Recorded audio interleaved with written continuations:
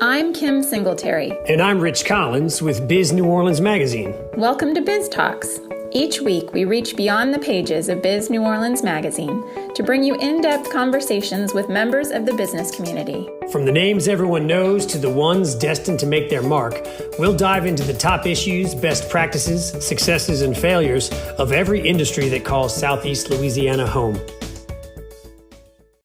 Welcome to this week's episode of Biz Talks. I'm Kim Singletary, managing editor of Biz New Orleans Magazine, and today we're talking tourism. It's no secret that one of New Orleans' hardest hit sectors by the current pandemic is hospitality and tourism. And a big chunk of those visitors every year are a result of the Ernest N. Morial Convention Center.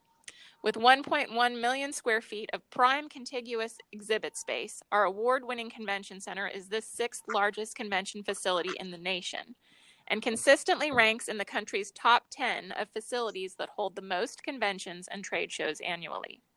COVID-19 has hit an interesting time for the convention center. We're in the second year of a 5-year, $557 million comprehensive renovation and modernization plan that aims to establish the center's competitiveness for many years to come. To provide an update on this plan and the present and future of the convention center, joining me today is President and General Manager Michael Sawaya and Jerry Reyes, who in June was appointed by Governor John Bel Edwards as the new president of the Ernest N. Morial New Orleans Exhibition Hall Authority, the governing convention center. Michael has been a familiar sight in Biz New Orleans Magazine, including as one of our Business People of the Year for 2018.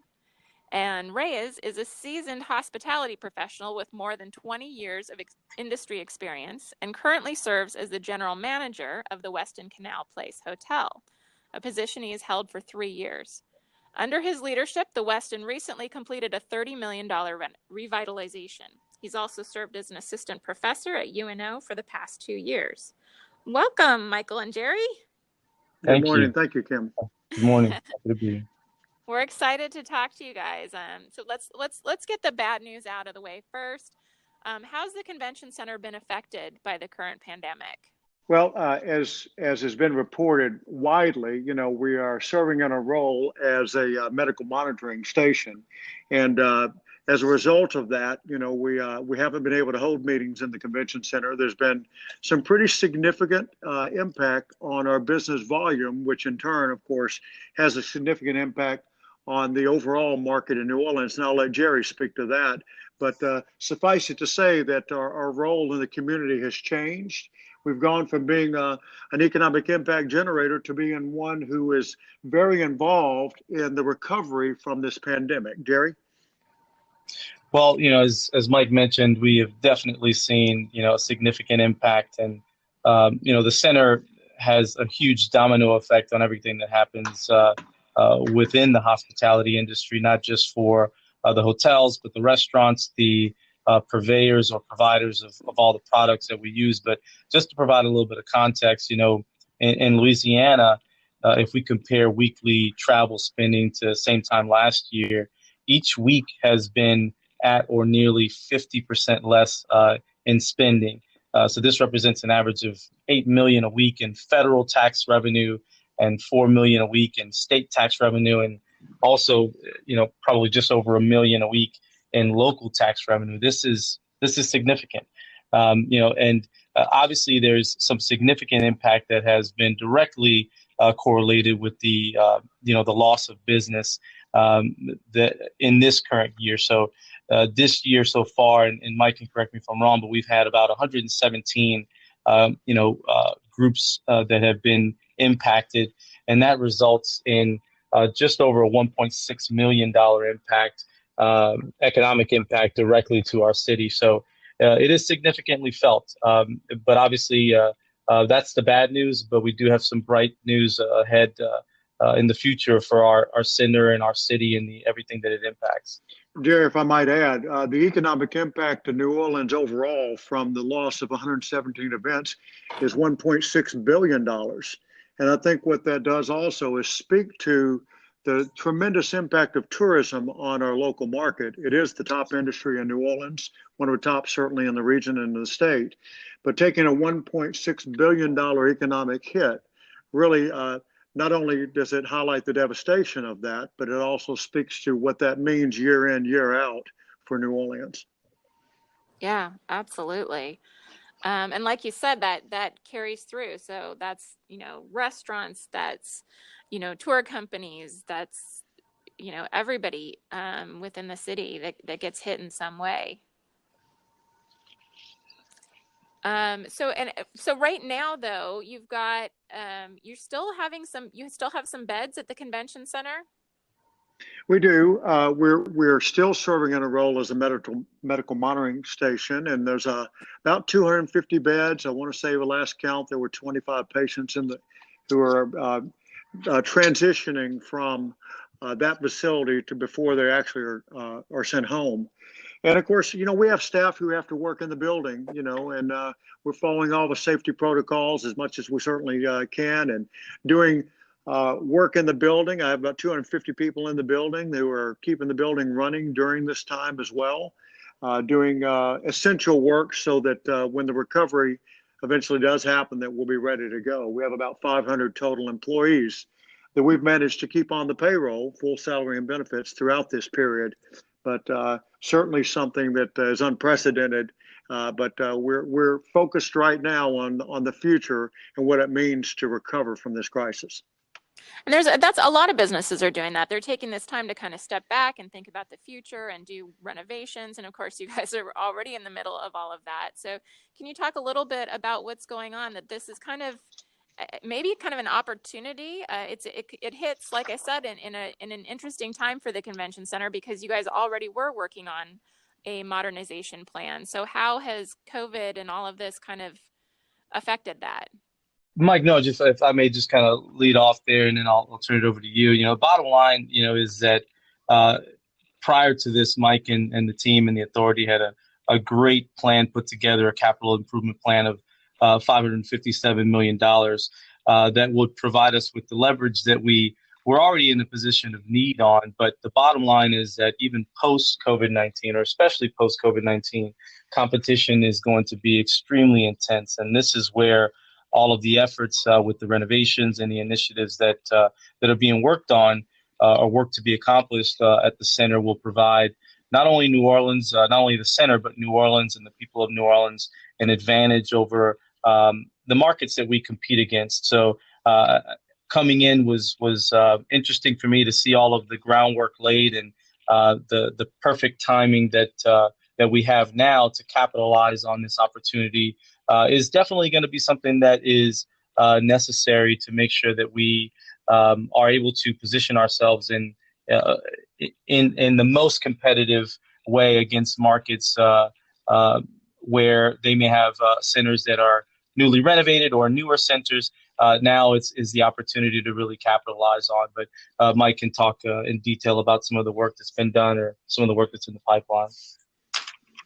Sure. The biggest project, and really the one that's been going on for quite some time, is the renovation of Convention Center Boulevard. Providing a safe operating environment is key and critical to any convention center's operation. And I dare say that the situation that existed in front of the convention center with the former Convention Center Boulevard was less than ideal, in bringing visitors into the center.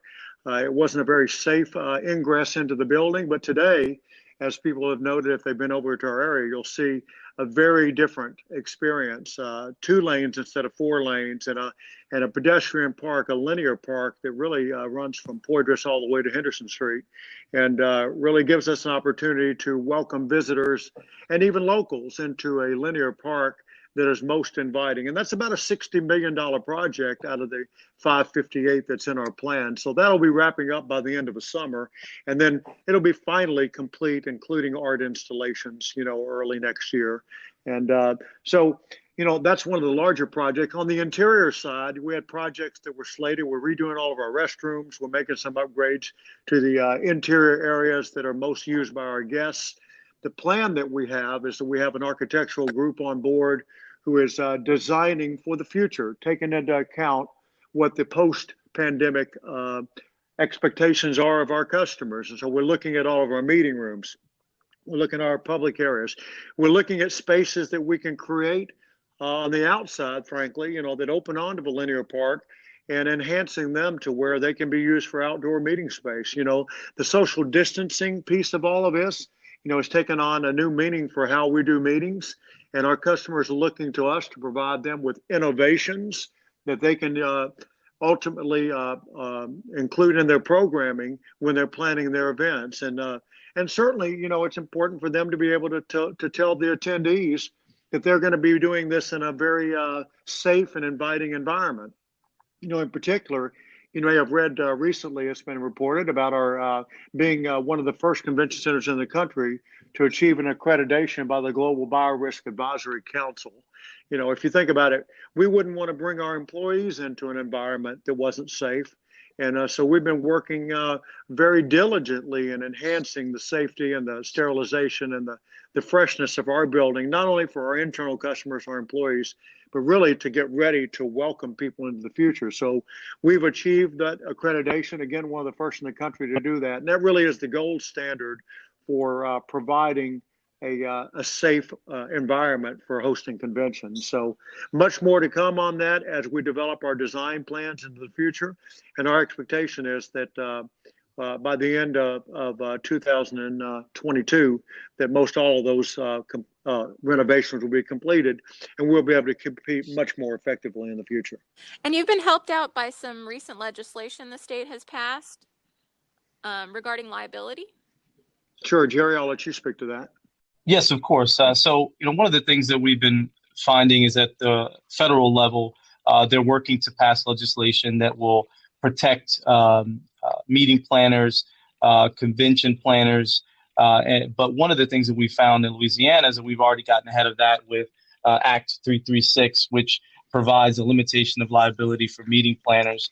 And what that does is provides the meeting planners with reassurance that there's a limitation of liability to them in particular, but also, what it does is reassure them that we are ready to do business, that we are going to do all we can to ensure that everyone is safe and that the environment is one in which we've done all that we need to do to make sure that all of the safety protocols have been taken. But really what it does for us, not only at the convention center, but really as an industry, as a destination, is really provide that overall reassurance to meeting planners as they're looking to do future business. Great. So now what about the hotel? I know last year you guys got approval from the state to build a 1,200 room hotel. Where's that at? Well, the conversations with the hotel developer continue, obviously, because of our role in pandemic recovery. We basically paused those discussions, but we firmly believe, as does the developer, that a headquarter hotel is something that's needed in New Orleans. It's one of those things that most every convention center that we compete against, and frankly, some that we haven't in the past, all have developed in their locations. So the vision for having a headquarter hotel attached to the convention center still exists, but we're waiting until a time when it is appropriate to resume those conversations. But so we still intend to eventually make that a reality.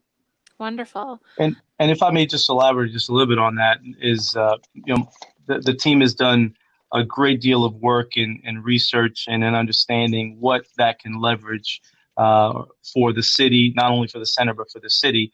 And having a headquarter hotel is definitely something that we've found in a lot of our top competing markets that could be a difference in decision making.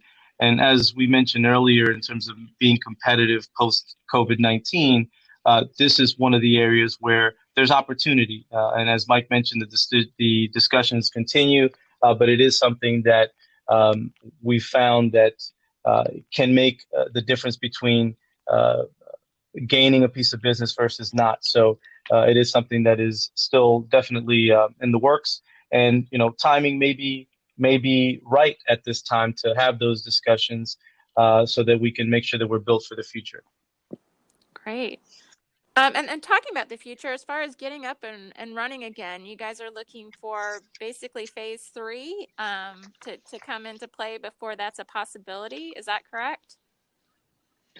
Sure. As you know, in phase two, we're very, very limited to be able to not only have meetings of any size and magnitude, but frankly, it's difficult to have a full experience of New Orleans with the restrictions that are currently in place. And our customers are looking for that full experience. They have these annual conferences and people come from all over the country.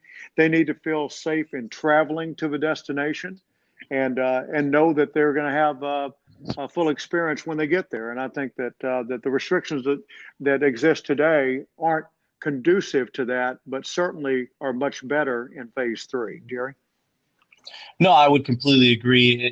It's one of those things that it's the reason why folks choose New Orleans as a destination, is to be able to have that full experience, an immersive experience. And in fact, a lot of what's being done at the center is encouraging that immersive experience. So phase three would allow, that experience to be something that the guests leave here satisfied with, or the clients leave here satisfied with, and hopefully with a desire to come back and do future business with us as well. So what does phase three look like for you guys? Do you know what the parameters are for that? Well, our expectation, of course, is that we'll be able to have gatherings beyond the current restrictions, which are, literally in the hundreds versus the thousands that we need. Right. And Right. certainly, the restrictions that you have in bars and in restaurants, those are things that aren't conducive to having a successful convention overall. But have they set out the numbers of what that would look like?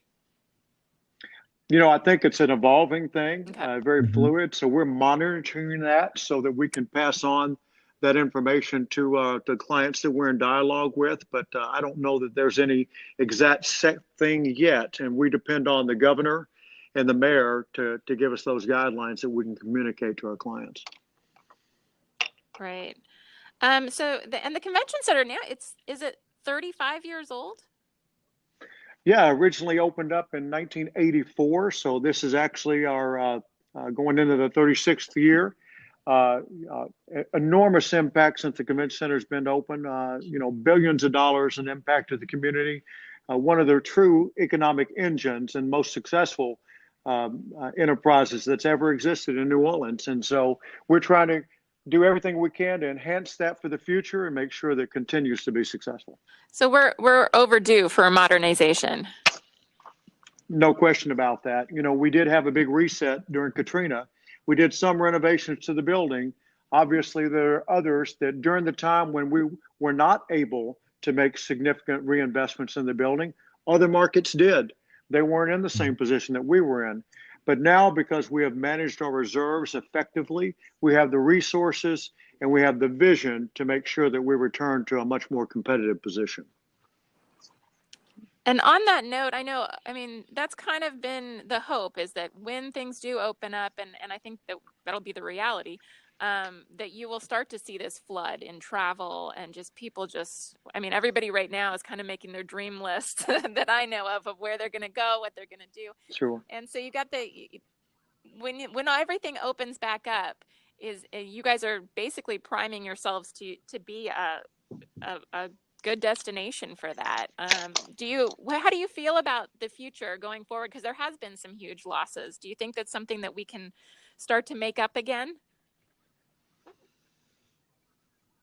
Well, if I could touch on that a little bit, travel is significantly down. U.S. travel projects that domestic travel in 2020 will have declined by 30%, and also projects that international inbound travel will decline by 64% this year.